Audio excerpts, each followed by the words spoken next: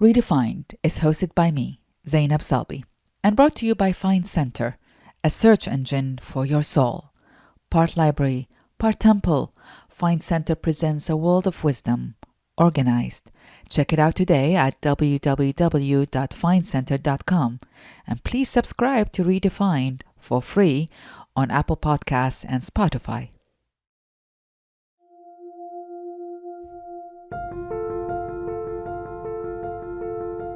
What's most important about life? What is the essence of life? Is it what we do, how much we earn, how many social media followers we have? Or is it, do we live our lives in kindness to ourselves and to others? Do we live our lives in love to ourselves and to others? In nearly losing my life, I was confronted with these questions, and it led me to the conversations that make up Redefined, about how we draw our inner maps and the pursuit of meaningful personal change. My guest this time shows us a way to ignite the power of the light within each one of us. In her new book, Speaking with Spirit, best-selling author and teacher Agapi Stassinopoulos shares with us a series of prayers. For her, prayer has nothing to do with organized religions or rigid structures. When we pray, she says, we are not praying to someone or something outside of us. We pray to the deeper, wiser, higher, and more intelligent part of ourselves. Join us for Agapi's tender, creative, and inspiring teachings about the power of prayers and how to create our own personalized prayers to help us in our challenging moments and support our joyous ones.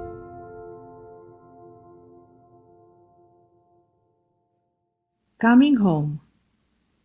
I used to be so lonely.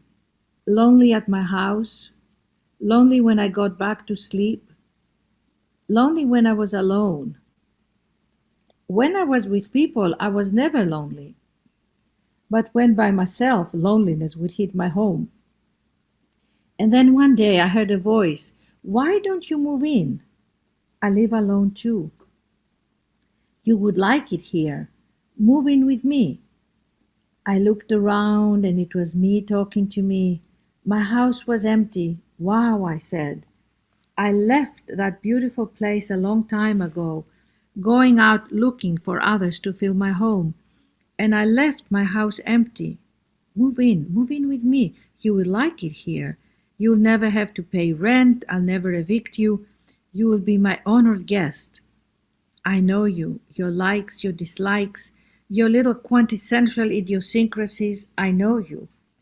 I will treat you nice and kind and give you lots of space. Move in. Come, move in with me."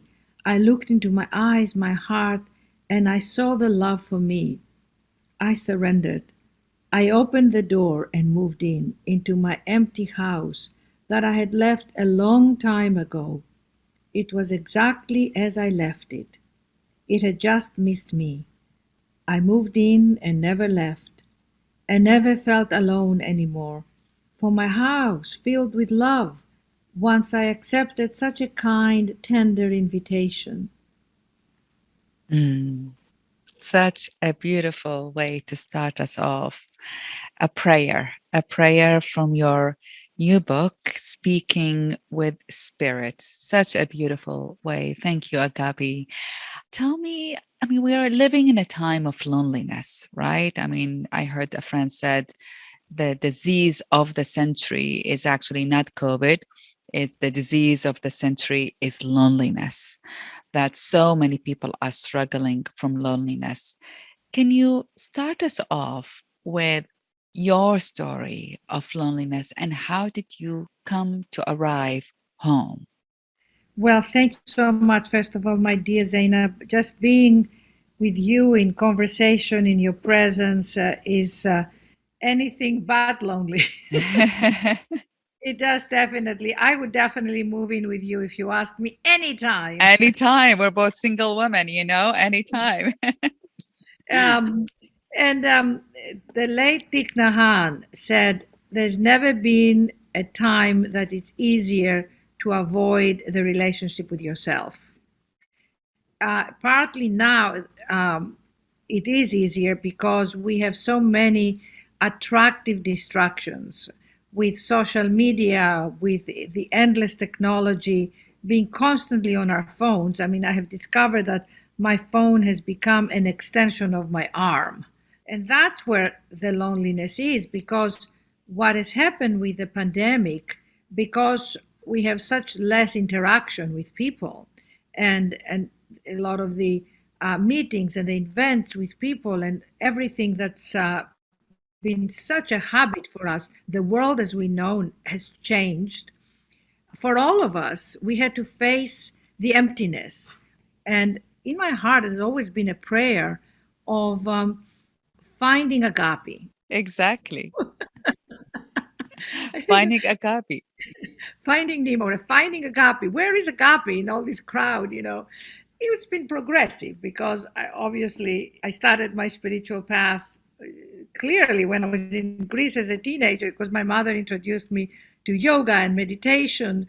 As young girls, Ariana and I were initiated by Maharishi. Can you believe it? How did your mother? I'm very curious about your mother. So tell us more about your mother, because your mother was married to your dad, but at one point they got divorced, and she's raising her two girls together. I don't know, how old were you when your parents got divorced?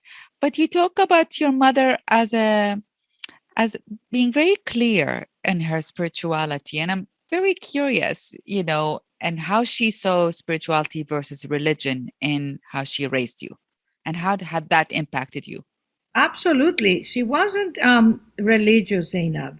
She was unbelievably spiritual. And what I mean by that, she was like a woman of the earth and the heavens. She was almost like, how you love, I see how you, you love the animal kingdom. My mother literally would go to the ocean when we lived in LA, take breadcrumbs, and feed hundreds of seagulls. I have endless pictures. The seagulls would just gather with her. But the same thing with every in the animal kingdom, but also with people. She had this open heart of abundance and generosity. Our home, she used to say, is a church. So, except, as I say in the book, except of weddings, funerals, Easter Sunday, and Christmas, we didn't really go to church. We were not religious in that way, but her spirituality came from a connection to the soul, the truth, the bigger, the larger than yourself energy. And again, let me just clarify with our wonderful listeners here that for me, in the book, I explain very clearly what I mean by God. I don't define it. How could I possibly define it? I say all of us are part of something larger than ourselves.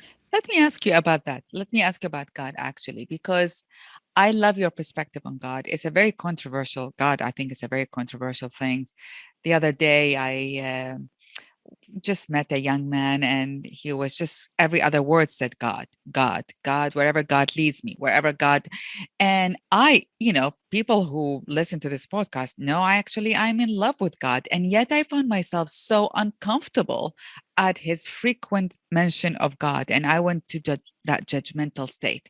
What is he saying? Is this religious fanatic? Is he like a reborn again or whatever? Like, and I had to catch myself because I was disturbed sort of how much he mentioned God, even though I love God. You have a very particular perspective on God, and I love your perspective because you say when we are children, we all go and talk about God and connect with God, and that sort of gets erased as we get older. Can you tell me more Yes. about that? You see, it's to me, really, Zainab, it's very simple. And one very quick story is I remember a friend of ours when she was at home for dinner, and Ariana said to me, Jennifer is going through a very hard time. Her boyfriend left her, she lost her job, her mother is sick. Can you go please talk to her? And when I talked to her, she indeed said to me, I'm having a terrible time. I feel my life is over. I'm 42. And I went, oh my God, Jennifer, do you ever pray? And she said to me the question that thousands of people are asking me, and I'm sure they're asking you, who do you pray to? If you don't believe, if you don't have faith, if you're not following a particular tradition and religion, who do you pray to? And the same question has come to me from meditators and yoga, people who practice yoga and people who go to retreats and read endless books, and they know there is something bigger, but who do you pray to? And I said to her, Jennifer, do you know you have 36 trillion to approximately cells that are making you right now? So you're way beyond the Jennifer that you know. Do you know that this life force, as my mother used to call it, is for you? It's a force that you can claim, that you can call, that you can own. Find it. You have your blueprint, you have your code in Jennifer. I can't tell you how that's going to go because I got the Agapi code. So let's access that. The spirit in me calls the spirit in you alive. Let us pray for you. I have had experiences, and I talk very openly about it, where my third eye opened and I felt the light and I said, oh my God, I'll never be alone anymore. So although I don't live in that consciousness all the time, I have references. And that's why I can speak with authority, and I can speak and write books about it, and I can access it and help other people as other people have helped me. So in that moment, as we prayed, we felt the light, we felt the spirit, and we cried. And she said, oh my God, nobody has ever done that for me. So in that moment, something shifted in her. Indeed, actually, it was extraordinary because a year later when I saw her, her life has completely transformed. Now, this was a seed, Zainab, that was planted. And why we must seek these teachers and these people that are connected. I know that you are connected. I have felt your connection every time you do something on Instagram, or you are in the presence of people, or you speak. It doesn't matter what you do. I can sit down with you and have coffee and feel the presence with us, right? So I know that you are connected. Now you have a journey, how you got there with your challenges and your suffering and your service. And I have a journey, how I got there again, and how I keep getting there. So when I say God, I am referring to a transcendent power beyond what words can possibly describe. Connect to the spiritual, cosmic, larger than life presence in whatever way resonates with you. Like Mark Nepo, the poet, often asks his audience if they believe in something larger than themselves. 99% of people raise their hands. I guess, then he says, we are all mystics. So whatever your word you want to use, God, the light, spirit, the high self, divine intelligence, the one, the I am, the big blob in the sky, it doesn't matter. What matters is that you learn to call it and call on your maker, call upon the power that lives in your every cell and in your very own breath.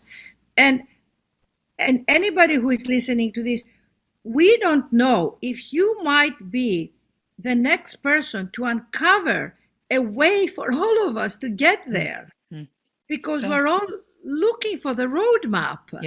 Yeah. It reminds me, this whole story, it reminds me, a few years ago, I invited a very intellectual journalist friend of mine that I was intellectually always intimidated by him. He's like, but he, was curious about my meditation practices and my spiritual path. And I was like, yeah, sure. You want to join? And he's like, yeah. Anyway, so we meditated with a group of people for hours, and he, at the end of and I left him alone, and we did a retreat together. And towards the end of the day, he came back and he said, when I was young, I was connected to God, and I had these spiritual experiences and these connections. And as I got older and more intellectual and in college and in politics and all of that, I started getting embarrassed to talk about my spiritual connections.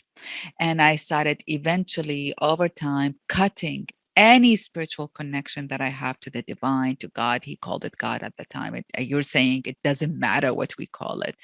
And his biggest epiphany, his biggest opening that retreat was that he reconnected to this part of him that loved and that believed, and that it doesn't have to be defined in anything. It was he connected with his own spirit, I would argue. And it was so beautiful. And so what you're arguing is, and you wrote that particularly in the book, that we all have that I experiences also at. must say, my love, I don't want to use the word arguing because I would never argue. Somebody says to me, I don't believe in prayer, I don't believe in God. I think we live here and then we die and that's done. I would say, right, God bless you. Because for me to start to persuade somebody, I mean, I might just say, can I hold your hands and do you mind if we just evoke the presence? And maybe there is an openness there. But never, I have learned that, obviously, I'm sure you've learned it too, that I can never argue about the power of prayer or the existence of the divine. Yeah, It's but like you're basically reminding us of, at least in the process of your book, is reminding us of the innocence and what we had felt when we were children, in our innocence and in our joyfulness towards spirit, and that how with all our values of identity and all of that, we may have cut this part of us, and then you're promoting the reignation of that within ourselves, basically. exactly within ourselves. And somebody read my book, and a lot of the comments after reading the book, people have said, "My God, I'm rediscovering prayer. I'm Mhm. finding that I haven't been praying because I felt shy or silly or what I would pray in difficult moments. Like when my father was in the hospital, I would pray. Then my father got out of the hospital, I stopped praying. You know, I want to go to two places. One is one of my favorites. I mean, there are so many favorites. I have your book in front of me and I have it like full of marks everywhere. But I want to read one paragraph in it where you say, our culture constantly signals to us that we are valued according to our accomplishments, finances, education, and even appearance. Most of us live in deficit. We constantly do, so that we don't feel that sense of deficiency. We are super connected to the external world, but we neglect to cultivate and connect to our own internal world. Tell us more about that. So, what are the tools to connect to our own internal world? You have talked about being in the presence of nature, for example. What else? You've talked about praying. What else can people do? well, I love journal writing. I have a journal by my bedside. It's called Agapi's Prayers, and it's not just my prayers. It's just I download. I just write something, a sentence. I have this phrase that I use a lot that says, "Spirit, speak to me," and then I download what I hear from Spirit. And people always say to me or ask me, "How do you know it's Spirit and not you or your ego?" And I said, "Well, I know, when your ego is eating you up. I mean, come on, when it says, well, she's wrong and she did this and I can't stand it. You know who is talking, and you know the power of the inner voice, the wisdom. So it might not be spirit, but it might be your high self or your wise self or your soul. Again, you find the name. So I find, Zainab, I find pen and paper ground my being very much. So that's one discipline that I love. It's not even discipline, it's actually something that I love to do. Of course, meditation, I mean, I've been practicing what I call spiritual exercises. I have my spiritual teacher. in Los Angeles who passed away. I practice in that whole movement that I've learned my practice, and that's been my practice and my spiritual path. And I chant loud, I chant the Sanskrit word Hu, which means God, Hu. So, and I've taught that to many, many people who say I can't meditate. And I'll just do it right now, just for all of us. And you'll see how beautiful it is. You come present in your heart, because every practice that we do, if our heart is not engaged, then we're just in our head. Like if you're meditating, if you are cooking, if you are finding that you're writing, or whatever it is that you do, if your heart is engaged, you're kind of already there. Does that make sense? But I have a question about that actually, because many people doubt their inner voice. They hear an inner voice, you're Yes. walking in nature and you hear something saying, do that. And, how can one trust their inner voice, that voice they hear within them? You know the man who was in New York, and he asked another man, he said, "Hi, sir." He said, "How do I get to Carnegie Hall?" And the other man says, "Practice, practice, practice, practice." Do you know that joke? No, I don't. Well, yeah, that's it. How do you get to Carnegie Hall? Practice, practice, practice, practice. So how do you get to know if your voice is accurate? Practice, practice, practice, practice. I mean, for me, I wrote this book, Unbinding the Heart, because before this book, I wrote Wake Up to the Joy of You, Unbinding the Heart, a dose of unconditional love and wisdom. And I discovered, because of my spiritual practices and because my teacher, John Roger, was so loving and so filled with heart presence, that when he hugged you or when he spoke to you, you felt unconditionally loved. So I learned through the teachings and through the practices and the retreats and seminars to open my heart. And once my heart opened, everything in my life made sense. All the no's, all the rejections that I had as an actress, for many, many years. I tried to have a career, which wasn't happening. The men that I wanted to marry, and they didn't want to marry me. They didn't even want to be with me. And then the men wanted to be with me. I didn't want to be with them. So there was a lot of division in my consciousness. But once my heart opened, I started to steady myself. And then I started to live from that place, and my path found me. Before that book was The Goddesses and doing my one-woman show, that I found my spark and the courage and the confidence to tap into my creativity and share it in the world. So there was a very specific moment in my life that I said, the world isn't giving me what I want. I got to go find Agapi and give me to the world. And that I love to share with people. And over the years, Zainab, I have spoken to hundreds of thousands of people in big events from that place to say, you got it, but you got to find it, own it, birth it. You got to birth it. And the birthing is not easy. I mean, I look back at my life and I have had not fear, terror. I have had terrified to go live my life because the world owned me. And one day, and I love this phrase, I think it's in the Bible, to be in the world but not of the world.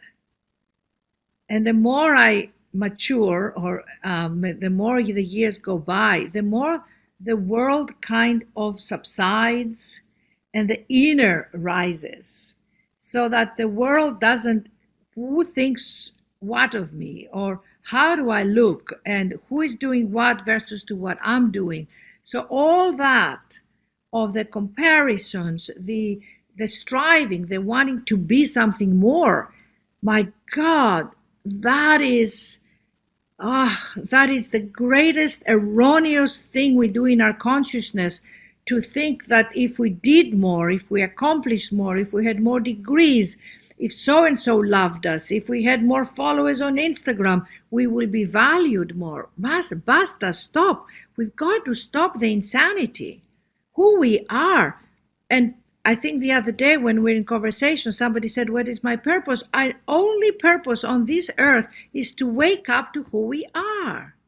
And if going for a career and being a mother and getting married and doing all that life, and you can engage and participate, but have this voice inside, this calling that says, show me how to wake up to who I am. That's you and your maker and your sacredness, my friends. No book can teach you, no teacher can transmute it to you. But if you go with your sincerity and your love and your humility and your reverence, and you ask, oh my God, you will be heard, you will be held, and you will be heard. That is so, so beautiful. It is so beautiful. And it's, it's basically talks about a certain level of surrender. Like you started your dream, we wanting to be an actress, and it doesn't work. And then you you go to your heart, you surrender to your heart, you cultivate your heart, and Lord and behold, your own path, your own purpose seeks you, finds you, and then it becomes an integration. You are an advocate of leaving room for what I would call nothingness. I'm not sure if this is how you express it or not, but leaving room to do nothing, because that's sort of where the creativity comes. Can you share? Because there's a lot of people are judgmental about leaving nothing. I mean, imagine we brag in our culture about how little hours we sleep or how many hours we work. I mean, I still find people saying, "Oh, I've been working, 15 hours a day, 12 hours." It's like, so in this culture, how do you allow, like, what is nothingness in terms of doing? How do you allow it? What's the judgmental voice that goes into your head, and how do you manage it? And I think, come to the judgmental thing that you just said, I when we were talking, Zainab, about how do you stay open in your heart and be present in your heart, I think that is the antidote. It's like, not stop the judgments, because that's also hard to do. How do you stop the judgments? But forgiving the judgments. So that I have this practice where I would say, I forgive myself for judging myself for feeling upset. And it's not easy, but you can feel the softening of your heart, And I'm looking for that chapter, by the way, Zainab, of The Art of Doing Nothing. I would love for you to read it, actually. Let's see. The Sweetness of Doing Nothing. Yay! Page 20, The Sweetness of Doing Nothing. It's funny, the first phrase of the chapter 4 is, Greeks love to lounge. They are so good at it. They nap, they spend endless time chatting with one another. They linger over long meals. Unlike English and American cultures, the Greek culture has nothing fast about it. As a young girl, I remember seeing people resting by olive trees in the Greek countryside, eating their lunch at a leisurely pace, and I remember the beautiful holidays we would spend in the Greek islands by the sea, sunbathing, gazing, and taking in the beauty of our surroundings. My mother was amazing about that whole concept. She used to say, darling, you're not present at all. Don't miss this moment. She would say to people who would come to our home and they were busy, and she had this great thing, Zainab. She used to feed the FedEx guy who used to deliver packages at our home in LA. And the guy would come in, and my mother, to drop a package, and they're in a hurry. And my mother would say, oh, Todd, come, I've made some amazing lentil soup. Come and have a bowl. And Todd would say, Mrs. Ellie, I'm in such a hurry. I'm in FedEx. And my mother said, don't be in a hurry. Don't miss this moment. Come here. totally teach us about this amazing practice. And she was just extraordinary about taking her time. And so she taught us a lot. But of course, we came back in this country and everything changed because everything is about doing here, It's true. I have to say, the one time, I mean, it's you know what? It's not about less doing. That's what I discovered. It is you can still accomplish the same accomplishments with more effective doing. The best year of my life is a year I studied in London, and I had to work as well as study. And I was an adult student. I was excited, and I also had a lot of fun. And it was the year where I exercised every day, I partied all the time, I studied and did very well in my studies, and I worked and did very well at my work. And and I was like, wow, I can actually accomplish all of that, because in the States you sort of go extreme. You just like, I just worked until there was nothing left in my soul to give, or you go on vacation and you just like drool from fatigue, to catch up on your sleep or whatever. And there's an extreme. And when I'm hearing from you and coming from another culture also that allows for a slowness, it reminds me really of one of my favorite teachers, Angela's Arian, who is no longer with us. And she said, everything about Earth rhythm Everything about is Earth, you say? Earth's rhythm is Yes. slow to medium. Like the pace of Earth, it's slow to medium. And we human move so fast that we lose the connection to each other, to Earth, to animals, to our hearts, because we're moving so fast that we do not allow ourselves that the slowness of slow to medium, where the creativity comes, where you still can accomplish a lot. I want to ask you to read that poem, or that prayers rather, about slowing down. So, dear beloved, I feel the pressure and the panic of time going by. I feel that I don't even have time to have a moment with you. That's the prayer about timelessness. Inside my head, I hear these words all the time. I don't have enough time. There is no time. Where did the time go? My heart longs to experience a sense of timelessness, to be above time, to know that in my constraints of my mind and the physical world, I can still attune to the universal clock that has a rhythm, a pace, like the river of life that flows and knows its direction. I ask now that I may open my mind to know the timelessness of my existence, and in the midst of my doings, my actions, my to-do lists, and all the demands of my life, I ask that I move into the rhythm that the universe has so brilliantly and intelligently constructed. Just as the planets turn on the axis in their own time, may I become connected to the divine timing of my life. I ask that the peace that reigns all things be reinstated in me right now. I call it forward. I allow it to supersede my thoughts and emotions and overtake me as I become more of an observer and less of a warrior. I'm grateful for allowing this in my life. I'm grateful to know that there is another way. I ask that day by day I may redirect to move into the I may redirect it to move into the natural flow of my spirit.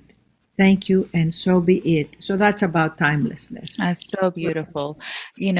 Your book is full of dear beloved. And reading it, as hearing you right now, it sort of has brought a lot of comfort to my heart. And at the beginning, I thought you were saying dear beloved to God or to spirit or to divine. And I'm just hearing you again. And dear beloved could be to us as well. I mean, like it could be, it's to us, dear beloved Zainab, or in all the billions of cells in me or in you or in whoever you are. It's so beautiful. Have a day. I just want to encourage our listeners, have a day where you just actually relate to yourself as as beloved, dear beloved Agapi, and just do it as a practice and say, today, whatever I do, I will honor the beloved in me. And you go, oh, that's silly. I don't know where that is. Just fake it till you make it. I want to ask you about prayers to others, because you Yes. talk about it's not only powerful to pray for yourself, it's also very powerful to pray for others. Can you talk about that? Yes, again, I feel, Zainab, that we really are healers. And, there is so much evidence now and scientific evidence how prayers have worked when people are sick and not well. And I know in my spiritual community, we always evoke the light. I mean, my nieces now were so wonderful and I love them so much. They say to me, Nana, send the light. Let's put this in the light. So, when they have meetings, or my older niece recently got married, and we had to just really put everything in the light so that we'll all be safe during COVID. And that in itself, sending the light, but consciously praying with someone, get on the phone and somebody says, hey, I'm just about to go meet with my boss and I'm going to ask for a raise. Can you do a little prayer for me? And I go, absolutely. And let's pray and let's ask that the light fill you, surround you, and protect you. And tell me the name of your boss. And okay, let's send him the light. And that we ask that you stay present, that you move beyond fear, beyond the fear of being rejected. We ask that you come from your strength and your power and knowing your value. So that's what I would pray for somebody who would be going for an interview. And I have a chapter here, pray when you're going for a job interview, so that you don't move in with your anxiety and you're wanting so much that you can actually block it.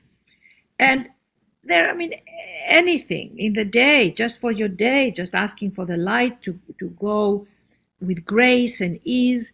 I know for me, when I was going through a very transitional time in my life, I was in New York, I had a book to write, I was away from my family, and we went to Los Angeles to visit Ariana and the girls, and we had a beautiful dinner with my spiritual teacher and some of my friends from my spiritual community, and we would always do wishes, especially in the new year, or even if we just gathered, we would always call in the light and put our wishes in each other's blessings. And I was going through a very hard time, and my spiritual teacher prayed for me in front of everybody, and he said, I ask that God blesses Agapi with a new opening, new opportunities. And I remember the phrase he used, Zainab, it was amazing: boost her confidence. Boost, and I really felt I was being injected. I had an infusion of confidence. Boost her confidence so she may know what to do, how to do it, and to feel acknowledged by the spirit of what she's overcome. And it was so beautiful. That is truly beautiful. And there are a lot of people don't like talking about light and spirit and prayers. The truth is, we all have, I feel most of us have the secret. Surround yourself with the light, pray, meditate, connect. I think, and I really know some of the most amazing people in this world, amazing in their accomplishments and all of that. And they do exactly that. They need help from an energy to come to them. They access the light. These are, it's like to the cynics I'm speaking. The truth is we're all doing it, but we don't talk about it because we are, we want to pretend that we're all mind oriented or science. The truth is most of us are doing it, are praying, accessing the light, are trying to ignite the power within, are trying to struggling. The loneliness of the century, as we started the conversation, is starting from that disconnection, and we're all trying everything possible to reconnect again via music, via prayers. We have rapid questions to end our conversation. What are your favorite movies that you always go to for to ignite your solace or joy or whatever? Like, do you have a one or two movies that you Yes, can? My Fair Lady with Audrey Hepburn and Rex Harrison, the musical. Oh my God, the beauty! I could have danced all night. I could have danced all night. I mean, every song there, I just love. I recently watched El Canto. I don't know if you've seen it. It's in Colombia. It's the new Disney animation movie. A dream, absolutely stunning. And of course, Chariots of Fire. I mean, for me, that just is my one most favorite movie. And Zorba the Greek with Anthony Quinn and Alan Bates, and the great scene at the end when they dance, and he says, uh, he's heartbroken because his wife died and his son died, and he says, "When you're in pain, dance, my friend, dance."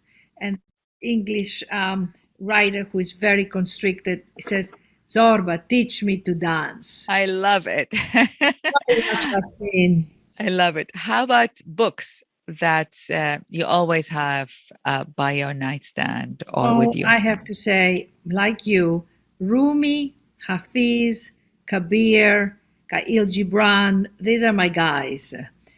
Thoreau, his Walden, the book about his walking and Walden, Wordsworth, Whitman. Poetry for me is where my soul sings and Beautiful. Well, and you have your own, I would say, book of yes. prayers. Many of it sounds also like poetry, speaking with spirit. How about songs? Songs that you always go to for solace or joy? Well, let's say I've shared this pretty much in every podcast I've done. If you're ever feeling down and you're ever feeling you need a little jolt, just go to YouTube and listen to Ode for Joy, Beethoven's Ninth, Ode for Joy. There is one particular orchestra with 10,000 people in Japan, chorus and musicians, and they sing Ode to Joy, and you die and go to heaven. So Beethoven never fails. And my parting words to our beautiful listeners are, just remember every day you're never alone. And that's my message in Speaking with Spirit, that you walk hand in hand with your invisible support, your life force, your God. And I pray that all of us, more and more, will know that will transform the loneliness, the separation from ourselves, the separation from each other, and we will find, as Rumi says, whatever between right and wrong, there is a path, and I'll meet you there. So let's all meet there. And I hug you, I send you all my love. And Zainab, you fill my heart, and I have no words to say how much your life has meant to many, many people, but to me especially, you are my treasured friend. And thank you, and I love you. That was Agapi Stassinopoulos. For full transcripts of this episode, please visit www.findcenter.com. Do remember to subscribe to this podcast. It is free, and I would truly welcome your comments on it. You can also follow us on Instagram at find_center. To learn more about Agapi's work, please visit www.wakeuptothejoyofyou.com. Redefined is produced by me, Zainab Salbi, along with Rob Carso, Casey Khan, and Howie Khan at Freetime Media. Our music is by John Palmer. Special thanks to Lauren Ayalo, Neil Goldman, Carolyn Pincus, and Shara Johnston. See you next week when we'll be joined by the amazing professor and author Elaine Pagels.